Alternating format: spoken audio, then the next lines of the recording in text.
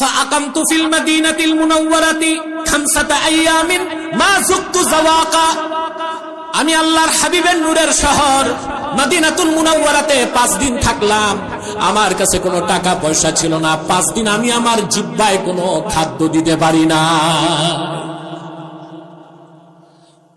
পরিশেষে তিনি আল্লাহর হাবিবের জান্নাতুল ফেরদাউস রওজা মুবারকের সামনে যে আল্লাহর হাবিবের কদমের সামনে দাঁড়ায় বললেন, আনা দাইফুকা ইয়া রাসূলুল্লাহ, আল্লাহর হাবিব আমি আপনার নগণ্য মেহমান।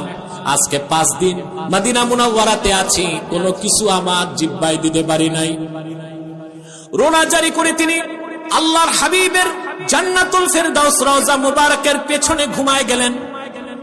আবুল খায়র আক্তা বলেন, ফারাআইতু ফিল মানামি আন-নাবিয়্য সাল্লাল্লাহু আলাইহি ওয়াসাল্লাম ওয়া আন ইয়ামিনিহি আবু বকর ওয়া আন শিমালিহি উমর ইবনুল খাত্তাব।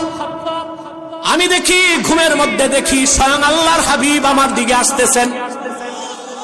ডানে সিদ্দিক আকবর, বামে হযরত ওমর। আলী দৌড়ায় সামনে আসতেছে।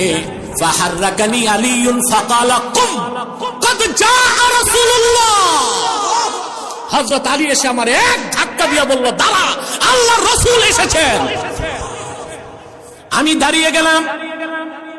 ফাআতানি রাসূলুল্লাহ সাল্লাল্লাহু আলাইহি ওয়াসাল্লাম রাগীফা। আল্লাহর হাবিব আমার হাতে একটা রুটি তুলে দিলেন। স্বপ্নে খেতে লাগলাম। এমন স্বাদের রুটি জীবনে খাই নাই, এমন সুন্দর গ্রান কোন রুটি জীবনে সঙ্গী নাই।